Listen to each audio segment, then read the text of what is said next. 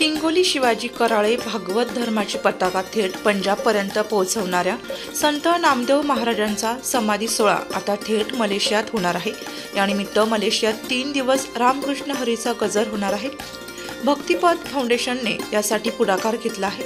28 जुलैला या दिंडीचे नरसी नामदेव येथून प्रस्थान होणार आहे। भक्तिपथ सेवा फाउंडेशनने विश्वभ्रमण दिंडीच्या माध्यमातून 51 देशांमध्ये संतांचे विचार पोहोचवण्याचा संकल्प केला आहे। त्यानुसार गेल्या वर्षी संत ज्ञानेश्वर माऊलींचा पालखी सोहळा दुबई येथे पार पडला होता। त्यानंतर यंदा संत नामदेव महाराजांचा समाधी सोहळा मलेशियात आयोजित करण्याचा निर्णय घेण्यात आला आहे। पुढील वर्षी तुकाराम बीच सोहळा श्रीलंकेमध्ये आयोजित होणार आहे। मलेशियात स्वामी श्री भक्तानंद सरस्वतीजी महाराज यांचे कीर्तन होणार असून शास्त्रीय गायक रामेश्वर डांगे, गायत्री गायकवाड, गुल्हाने, जगदीश चव्हाण यांचे गायन होईल।